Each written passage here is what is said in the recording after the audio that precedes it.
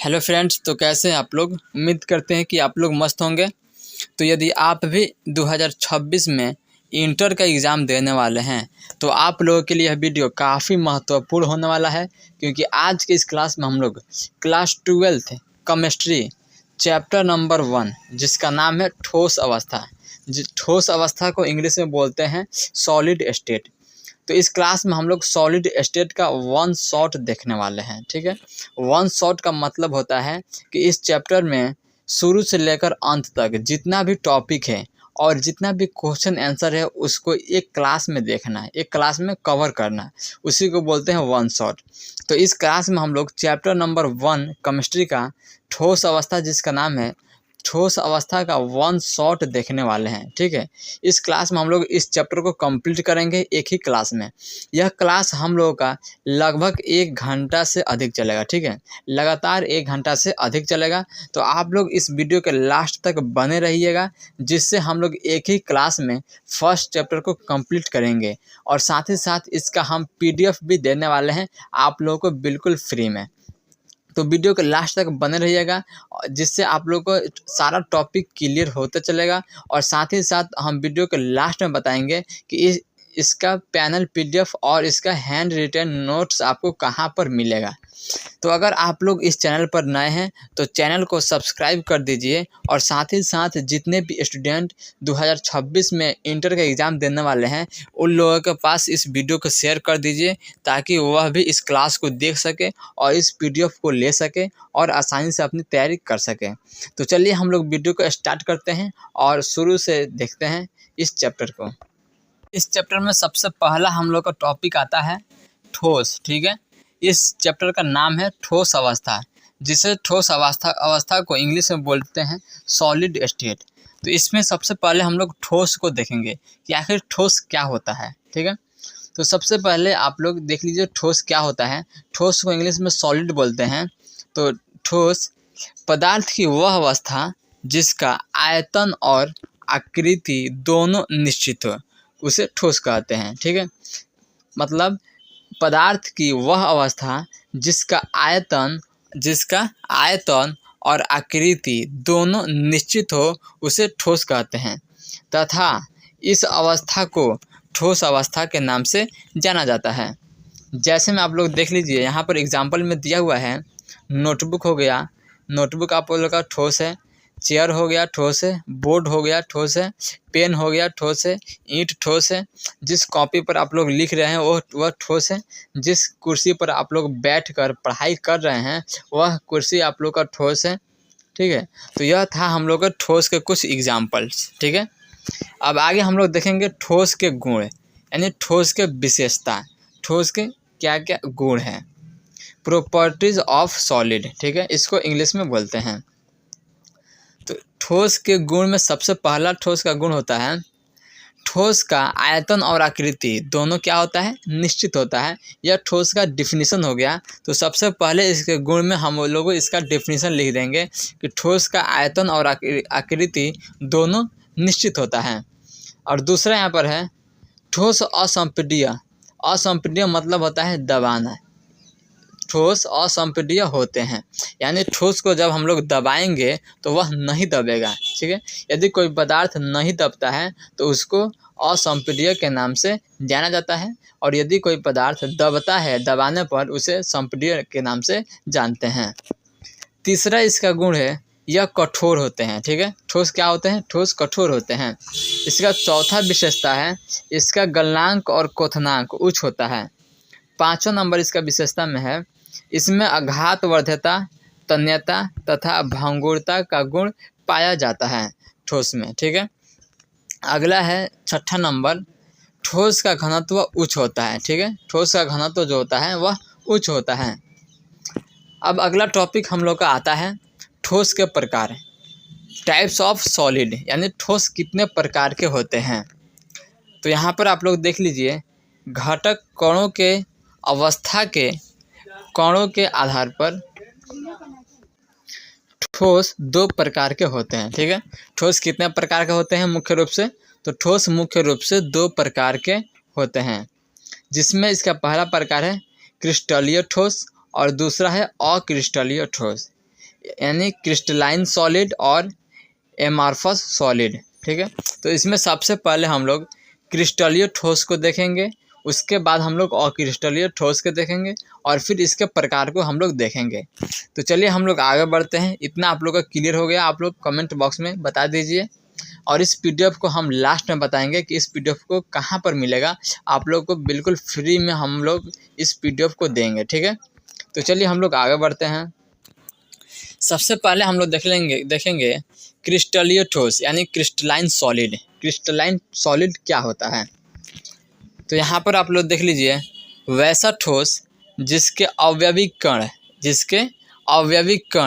एक निश्चित व्यवस्था में होते हैं, या वैसा ठोस जिसके अवयविक कण एक नियमित व्यवस्था में होते हैं, उसे क्रिस्टलीय ठोस कहते हैं। ठीक है, इसमें एग्जाम्पल में है NaCl, KCl, Zn, Cu, O2, N2, H2, CO2, SO2, NH3 etc। ठीक है, यह इसके कुछ एग्जाम्पल्स हो गए। NaCl सोडियम क्लोराइड, जिंक भी है, कॉपर भी है, ऑक्सीजन भी है, नाइट्रोजन भी है। ठीक है, इसके कुछ एग्जाम्पल हो गए। ठीक है, तो क्रिस्टलीय ठोस आप लोगों को समझ में आ गया। आप लोग एक बार कमेंट बॉक्स में बता दीजिए। वैसा ठोस जिसका अवयविक कण निश्चित व्यवस्था में होते हैं या फिर नियमित व्यवस्था में या फिर नियमित क्रम में सजे होते हैं, उसे क्रिस्टलीय ठोस कहते हैं। अगला है अक्रिस्टलीय ठोस, एमार्फस सॉलिड। एमार्फस सॉलिड क्या होता है, तो जस्ट क्रिस्टलीय ठोस के उल्टा हो जाएगा। ठीक है, इसका उल्टा हो जाएगा अक्रिस्टलीय ठोस। यह होगा वैसा ठोस जिसके अवयविक कण अनिश्चित व्यवस्था में सजे होते हैं, उसे अक्रिस्टलीय ठोस कहते हैं। जैसे में कांच हो गया, रबर हो गया, प्लास्टिक हो गया इत्यादि। ठीक है, जस्ट इसके उल्टा हो जाएगा। अब अगला है, यहाँ पर देख लीजिए, क्रिस्टलीय ठोस को वास्तविक ठोस कहते हैं। ठीक है, क्रिस्टलीय ठोस को वास्तविक ठोस या रवादार ठोस के नाम से जाना जाता है। यह इम्पोर्टेंट है, यह ऑब्जेक्टिव में बिहार बोर्ड कई बार पूछा हुआ है, इसे आप लोग एक बार देख लीजिएगा। क्रिस्टलीय ठोस को वास्तविक ठोस और रवादार ठोस के नाम से जाना जाता है। यह हो गया हम लोग का क्रिस्टलीय ठोस को रवादार ठोस के नाम से जानते हैं, और अक्रिस्टलीय ठोस को आभासी ठोस के नाम से जाना जाता है। ठीक है, यह दोनों इंपॉर्टेंट है, इसको आप लोग देख लीजिएगा। अब अगला आता है हमारा क्रिस्टलीय ठोस और अक्रिस्टलीय ठोस में अंतर। यह क्वेश्चन भी इम्पोर्टेंट है, इसे आप लोग इम्पोर्टेंट में लगा लीजिएगा। क्रिस्टलीय ठोस तथा अक्रिस्टलीय ठोस में अंतर लिखना है। ठीक है, तो अंतर लिखने के लिए सबसे पहले हम लोग बीच में एक सीधा लाइन को खींच देंगे। ठीक, उसके बाद इधर एक साइड हम लोग लिखेंगे क्रिस्टलीय ठोस और एक साइड लिखेंगे दाएं साइड अक्रिस्टलीय ठोस। ठीक है, उसके बाद हम लोग क्रिस्टलीय ठोस में सबसे फर्स्ट नंबर में लिखेंगे इसका डेफिनेशन। ठीक है, इसका डेफिनेशन अगर आप लोगों को कुछ याद ना होगा तो इसका डेफिनेशन आप लोग सीधे लिख सकते हैं। तो यहाँ पर होगा, इसमें अवयविक कण निश्चित व्यवस्था में होते हैं। ठीक है, क्रिस्टलीय ठोस में जो होते हैं अवयविक कण कहने का मतलब क्या है, अवयविक कण कहने का मतलब आप लोग क्या समझते हैं, तो अवयविक कण कहने का मतलब ये है परमाणु हो गया। ठीक है, परमाणु या अणु या आयन। ठीक है, परमाणु, अणु या आयन, इसी को हम लोग अवयविक कण के नाम से जानते हैं। अगर हम कहीं भी अवयविक कण कहें तो आप लोग समझ जाइएगा कि यहाँ पर परमाणु की बात हो रही है या फिर अणु की बात हो रही है या फिर आयन की बात हो रही है। ठीक है, तो यहाँ पर आप लोग फर्स्ट नंबर में लिखिएगा कि इसमें अवयविक कण निश्चित व्यवस्था में होते हैं, और अक्रिस्टलीय में इधर हम लोग लिखेंगे जस्ट इसके उल्टा, इसमें अवयविक कण अनिश्चित व्यवस्था में होते हैं या फिर इसमें अवयविक कण अनियमित व्यवस्था में होते हैं। जैसा मन कर आप लोग लिख सकते हैं। फिर यहाँ पर सेकंड नंबर में हम लोग लिखेंगे कि इसका आकार निश्चित व नियमित होता है, और जस्ट इसके उल्टा इसका आकार अनिश्चित तथा अनियमित होता है। फिर थर्ड नंबर में हम लोग लिखेंगे कि इसका गलनांक निश्चित होता है और इसका गलनांक अनिश्चित होता है। जस्ट इसके उल्टा इधर हम लोग लिखते चलेंगे। फिर यहाँ पर लिखेंगे 4 नंबर में, इसे वास्तविक ठोस कहते हैं और इसे आभासी ठोस कहते हैं। ठीक है, तो चलिए अब हम लोग आगे बढ़ते हैं। 5 नंबर में हम लोग लिखेंगे ये विषमदैशिक होते हैं और ये समदैशिक होते हैं। 6ठा नंबर में लिखेंगे कि इसके गलन उष्मा इसके गलन ऊष्मा निश्चित होता है और इसका गलन ऊष्मा अनिश्चित होता है। 6 नंबर में लिखेंगे, इसमें दीर्घ प्राशी व्यवस्था पाई जाती है, इसमें लघु प्राशी व्यवस्था पाई जाती है। ठीक है, तो यह था हम लोग का क्रिस्टलीय ठोस और अक्रिस्टलीय ठोस में अंतर। अब आगे हम लोग देखेंगे अक्रिस्टलीय ठोस के प्रकार, टाइप्स ऑफ क्रिस्टलाइन सॉलिड। ठीक है, यानी क्रिस्टलीय ठोस कितने प्रकार के होते हैं। तो सबसे पहले आप लोग देख लीजिए कि क्रिस्टलीय ठोस मुख्य रूप से 4 प्रकार के होते हैं। कितने प्रकार के? 4 प्रकार के होते हैं, जिसमें पहला है आयनिक ठोस या आयनिक क्रिस्टल, आप लोग इसे बोल सकते हैं। दूसरा है आणविक ठोस या आणविक क्रिस्टल। तीसरा है धात्विक ठोस। चौथा है सहसंयोजन ठोस या नेटवर्क ठोस के नाम से जाना जाता है। इसमें यहाँ पर एक टॉपिक बहुत ही इम्पोर्टेंट है कि सहसंयोजक ठोस को नेटवर्क ठोस के नाम से क्यों जाना जाता है। यह क्वेश्चन बहुत ही इम्पोर्टेंट है, इसको आप लोग अच्छे से याद कीजिएगा। ठीक है, तो सबसे पहले हम लोग देखेंगे आयनिक सॉलिड यानी आयनिक ठोस। आयनिक ठोस क्या होते हैं, उसके बाद हम लोग देखेंगे मॉलिक्यूलर सॉलिड यानी आणविक ठोस। उसके बाद हम लोग देखेंगे धात्विक ठोस। उसके बाद हम लोग देखेंगे सहसंयोजक ठोस। सबसे पहले आप लोग देख लीजिए यहाँ पर आयनिक ठोस। ठीक है, आयनिक ठोस क्या होते हैं। तो आयनिक ठोस यहाँ पर होगा, आप लोग देख लीजिए, वैसा ठोस या वैसा क्रिस्टल जिसका निर्माण आयनिक बंधन के द्वारा होता है, उसे आयनिक ठोस कहते हैं। बहुत ही सिंपल है। ठीक है, एकदम आसान भाषा में हम लेकर आए हैं। ठीक है, आप लोग देख लीजिए, और यह PDF भी हम आप लोगों को देने वाले हैं, एकदम लास्ट में बताएंगे वीडियो के। आप लोग वीडियो के लास्ट तक बने रहिएगा।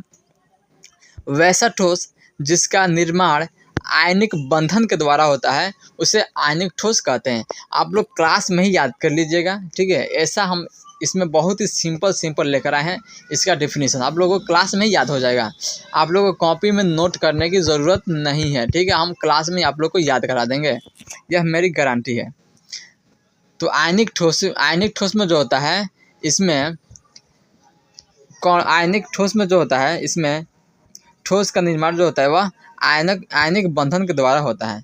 यहाँ पर इसका उदाहरण दिया हुआ है, K2SO4 हो गया, ZnS हो गया, NaCl, KCl, CuSO4, MgCl2, बहुत ही सारा एग्जाम्पल आप लोग याद कर लीजिएगा। तो चलिए अब हम लोग आगे बढ़ते हैं, आणविक ठोस यानी मॉलिक्यूलर सॉलिड को देखते हैं कि यह मॉलिक्यूलर सॉलिड क्या होता है। यहाँ पर आप लोग देख लीजिए, वैसा ठोस जिसका निर्माण कण के अणु हो। ठीक है, कण के अणु के द्वारा होता है, उसे आणविक ठोस के नाम से जानते हैं। ठीक है, तो चलिए हम लोग आगे। आणविक ठोस जो होता है, आणविक ठोस के मुख्य रूप से 3 प्रकार के होते हैं। कितने प्रकार के? 3 प्रकार के होते हैं। Types of molecular solid. ठीक है, टाइप्स ऑफ मॉलिक्यूलर सॉलिड, यह 3 प्रकार के होते हैं। पहला होता है ध्रुवीय आणविक ठोस या ध्रुवीय आणविक क्रिस्टल। दूसरा होता है अध्रुवीय आणविक ठोस।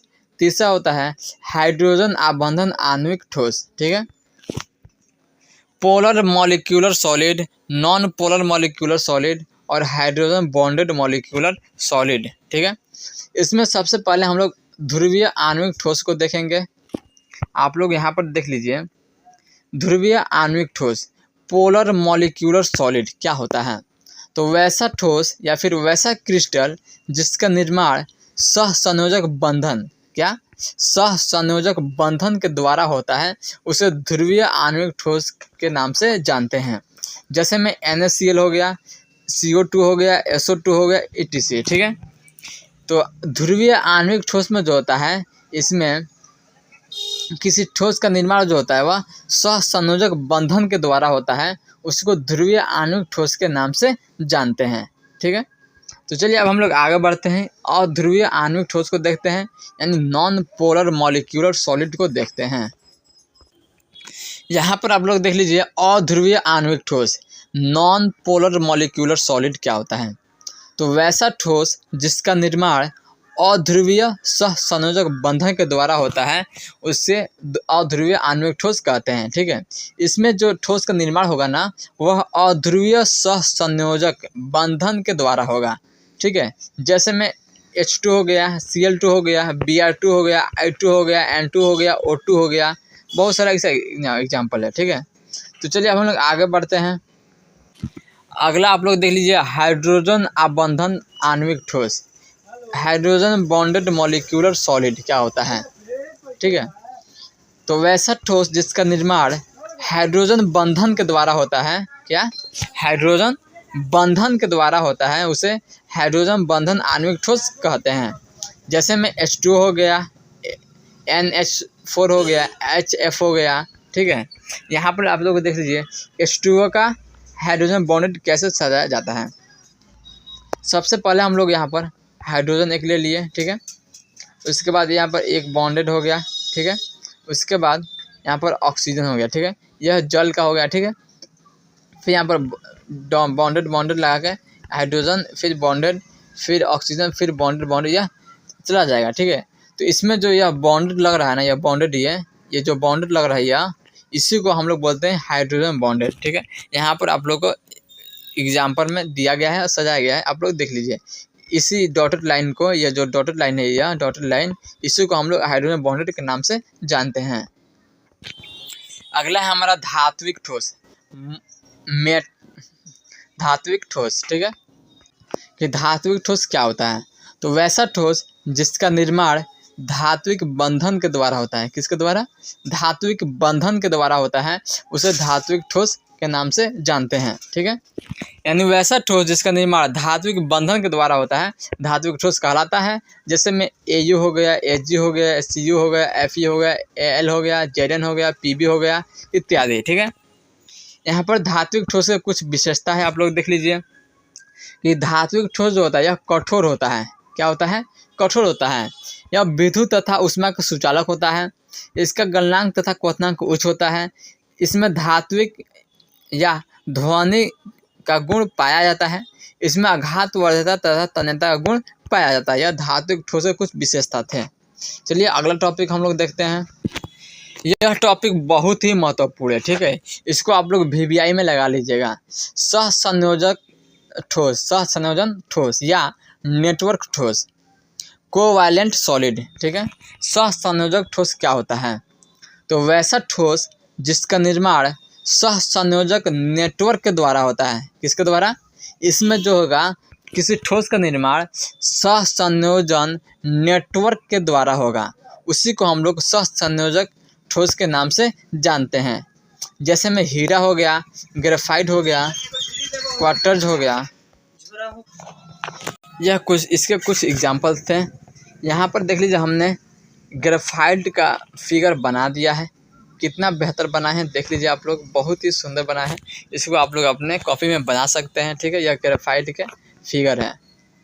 यहाँ पर आप लोग देख लीजिए, सहसंयोजक ठोस में अवयवी कण सहसंयोजक बंधन द्वारा जुड़कर 3D में बृहद, यानी बृहद मतलब होता है बहुत बड़ा, अणु का निर्माण करते हैं, जिसके कारण इसे नेटवर्क ठोस के नाम से जाना जाता है। यहाँ पर आप लोग इसको फिर हम समझाते हैं। सहसंयोजक ठोस में अवयवी कण कहने का मतलब परमाणु हो या फिर अणु, यानी सहसंयोजक ठोस में अवयवी कण सहसंयोजक बंधन के द्वारा जुड़कर 3D स्ट्रक्चर का निर्माण करते हैं, जिसके कारण इसे नेटवर्क ठोस के नाम से जाना जाता है। ठीक है, तो इसको आप लोग याद कर लीजिएगा, बहुत ही इम्पोर्टेंट है। यहाँ पर आप लोग देख लीजिए, सहसंयोजक ठोस या नेटवर्क ठोस के गुण, इसके क्या क्या गुण है। तो सबसे पहला गुण यह कठोर होगा। क्या होगा? कठोर होगा। जब यह ठोस है तो यह निश्चित है कि यह कठोर होगा। यदि कोई भी पदार्थ अगर ठोस है तो वह निश्चित है कि वह क्या होगा? कठोर होगा। यह ठोस, यह कठोर होगा। इसके गलनांक क्वथनांक उच्च होते हैं। इसमें मुक्त इलेक्ट्रॉन नहीं पाए जाते हैं। अपवाद में ग्रेफाइट हो गया, जिसमें पाया जाता है। ग्रेफाइट के अतिरिक्त सभी सहसंयोजक क्रिस्टल विद्युत के क्या होते हैं? कुचालक होते हैं। एक ग्रेफाइट जो होता है वह विद्युत के क्या होता है? सुचालक होता है। अब यहाँ से आप लोगों का बहुत ही बेहतरीन क्लास स्टार्ट होगा। ठीक है, यहाँ पर आता है क्रिस्टल जालक। ठीक है, क्रिस्टल जालक या इसी को बोलते हैं आकाशीय जालक। आकाशीय जालक क्या होता है? तो सबसे पहले आप लोग देख लीजिए, जालक बिंदुओं के जालक बिंदुओं के नियमित एवं त्रिविमीय व्यवस्था को जालक क्रिस्टल जालक कहते हैं। बहुत ही सिंपल है।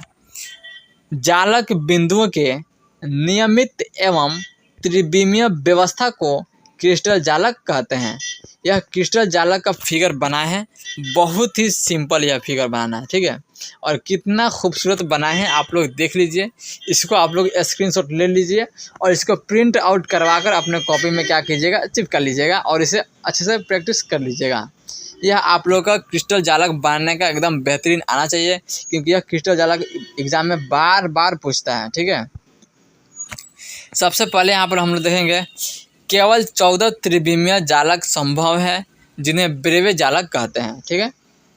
हम लोग का एक बहुत ही शानदार क्लास से स्टार्ट होगा, ठीक है। इकाई सेल या एकक कोशिका, इसको इंग्लिश में बोलते हैं यूनिट सेल, ठीक है। यह हम लोग का क्लास जो चल रहा है यह वन शॉट चल रहा है। क्या चल रहा है? वन शॉट चल रहा है, जिसके कारण हम लोग बहुत ही फास्ट चलेंगे, ठीक है।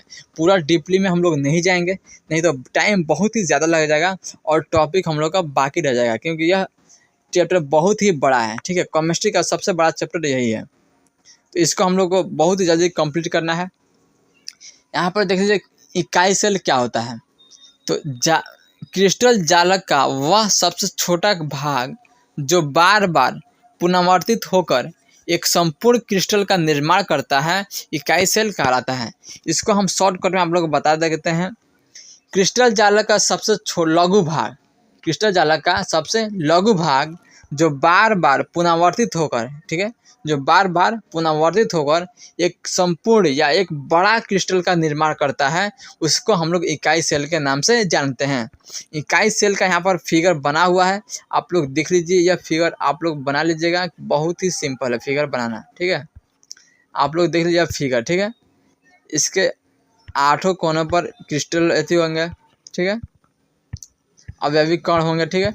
यह हम लोग का इकाई सेल हो गया, इसको आप लोग बना लीजिएगा। चलिए हम लोग अगला टॉपिक देखते हैं।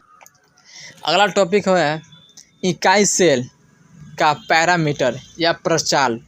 इकाई सेल के पैरामीटर क्या होता है, ठीक है, कितने होते हैं। तो इकाई सेल का वह भौतिक गुण जिसमें मापा जा सके, जिसे मापा जा सके, उसे प्रचाल या पैरामीटर कहते हैं। इकाई सेल कुल 6 होते हैं। कितना होते हैं? 6 होते हैं। सबसे पहला दिया हुआ है यहाँ पर आपका इकाई सेल में पहला हो गया ए, दूसरा बी, तीसरा सी, चौथा हो गया अल्फ़ा, पांचवा हो गया गामा और छठा हो गया पांचवा बीटा हो गया और छठा गामा हो गया। यह 6 इकाई सेल के पैरामीटर होते हैं। इसको आप लोग देख लीजिएगा, यहाँ पर हम बनाए हैं बॉक्स में, इसको आप लोग याद कर लीजिएगा। यह इकाई सेल के पैरामीटर हो गए, ठीक है। अब हम लोग यहाँ से देखेंगे इकाई सेल या एकक कोशिका के प्रकार। इकाई सेल कितने प्रकार के होते हैं? तो इकाई सेल मुख्य रूप से 2 प्रकार के होते हैं। कितने प्रकार के? 2 प्रकार के होते हैं। पहला होता है आद्य या सरल एकक कोशिका या आद्य या सरल इकाई सेल। इसको हम लोग इकाई सेल को एकक कोशिका बोल सकते हैं या फिर इसको हम लोग इकाई सेल बोल सकते हैं। तो सबसे इकाई सेल 2 प्रकार का होता है। पहला होता है सरल इकाई cell, simple cubic unit cell. इसको हम लोग बोलते हैं SCC, ठीक है, SCC। एस से हो गया सिंपल, सी से क्यूबिक और सी से cell, simple cubic unit cell. यह इकाई सेल का पहला प्रकार है, सरल इकाई सेल। दूसरा होता है केंद्रित घनीय इकाई सेल या केंद्रित घनीय एकक कोशिका, सेंट्रल क्यूबिक यूनिट सेल। आद्य या सरल एकक कोशिका क्या होता है या सरल इकाई सेल क्या होता है? इसको इंग्लिश में बोलते हैं सिंपल क्यूबिक यूनिट सेल। इसी को हम लोग SCC बोलते हैं। S का मतलब होता है सिंपल, S का मतलब सिंपल होता है, C का मतलब क्यूबिक होता है और फिर C का मतलब सेल होता है, सिंपल क्यूबिक यूनिट सेल। तो सिंपल क्यूबिक यूनिट सेल क्या होता है? तो वह एकक कोशिका जिसमें अवयवी कण कहने का मतलब परमाणु, अणु या आयन कोई भी हो। तो वह एकक कोशिका जिसमें अवयवी कण सिर्फ कोने पर उपस्थित हो, उसे सरल घनीय एकक कोशिका कहते हैं। जैसा कि फिगर में यहाँ पर दर्शाया गया है, आप लोग देख लीजिए। यह एक हम बना देते हैं, ठीक है, यह बना दिए, आप लोग यहाँ पर देख लीजिए। इसमें जो अवयवी कण होगा सिर्फ कोने पर उपस्थित होगा। कहाँ पर उपस्थित होगा? सिर्फ कोने पर उपस्थित होगा, जैसा कि इस फिगर में दर्शाया गया है। इसमें अवयवी कण सिर्फ कोने पर उपस्थित है, ठीक है। तो इसी को हम लोग बोलते हैं सरल इकाई सेल, ठीक है। तो चलिए अब हम लोग अगला देखते हैं, केंद्रित घनीय इकाई सेल। अगला है केंद्रित घनीय एकक कोशिका या सेंटर्ड क्यूबिक यूनिट सेल। तो वह एकक कोशिका जिसमें अवयवी कण कोने के साथ साथ अन्य जगहों पर भी उपस्थित रहते हैं, उसे केंद्रित घनीय इकाई सेल कहते हैं, ठीक है। यह जो होता है यह 3 प्रकार के होता है, ठीक है। केंद्रित घनीय इकाई सेल 3 प्रकार का होता है, जिसमें पहला प्रकार इसका है अंतः केंद्रित घनीय एकक कोशिका, body centred cubic unit cell, ठीक है। केंद्रित घनीय इकाई सेल 3 प्रकार का होता है, जिसमें पहला प्रकार होता है अंतः केंद्रित घनीय एकक कोशिका, जिसे इंग्लिश में बोलते हैं body centred cubic unit cell, ठीक है। तो यह जो है यह केंद्रित घनीय इकाई सेल का पहला प्रकार है। तो वह एकक कोशिका जिसमें अवयवी कण कोने के साथ साथ केंद्र पर भी उपस्थित हो, अंतः केंद्रित घनीय एकक कोशिका कहलाता है।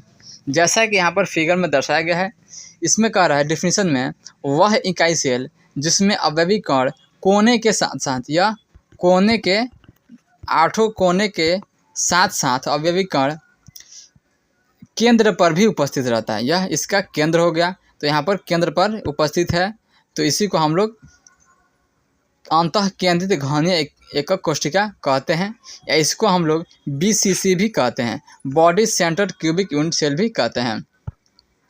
अब इसका दूसरा प्रकार है फलक केंद्रित घनीय एकक कोशिका। दूसरा प्रकार है फलक केंद्रित घनीय एकक कोशिका, face centred cubic unit cell. तो फलक केंद्रित घनीय एकक कोशिका क्या होता है? वह एकक कोशिका जिसमें अवयवी कण कोने के साथ साथ फलक पर भी उपस्थित हो, उससे हम लोग फलक केंद्रित घनीय एकक कोशिका कहते हैं।